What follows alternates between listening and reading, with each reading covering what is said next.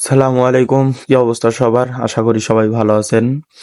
আজকে আপনারা এই বাঁশ দেখে ভাবতে পারেন আমরা কোথায় এসেছি।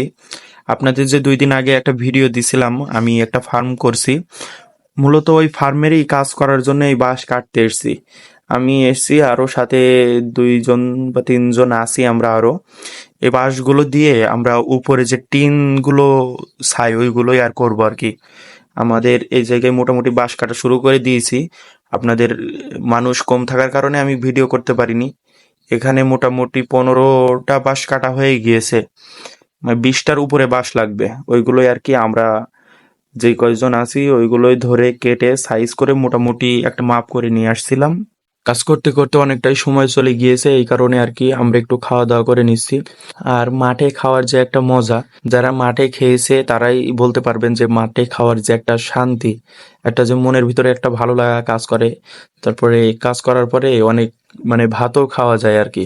যাই খান না কেন একটু বেশি করেই খাওয়া যায়, এটা একটা মজা। ভাত টাত খেয়ে আমরা আবারও কাজ করে গেলাম। চাচার সাথে আমি একটু বাঁশগুলো ধরছি, একটু মাপ টাপ নিয়ে।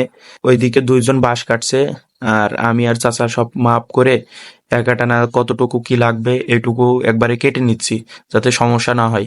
বাঁশ মাস কাটার পরে আমরা সবকিছু গাড়িতে সাজাচ্ছি মোটামুটি ভাবে। যেগুলো নিয়ে যাওয়ার কিভাবে ভ্যানের উপরে করে সাজাতে হবে। আমরা যে 4 জন ছিলাম, 4 জনে মিলে বাঁশ টানছি আর ভ্যানের উপরে নিয়ে এসে এসে সাজাচ্ছি। যেহেতু বাঁশ অনেকগুলো বাঁশ একবারে যাবে না, তাই জন্য গাড়িওয়ালাকে বললাম যে আগে এক ভ্যান থুয়ে আসেন, তারপর আবার যতটুকু থাকে ওইটুকু আবার পরে আরেকবার নিয়ে আসেন।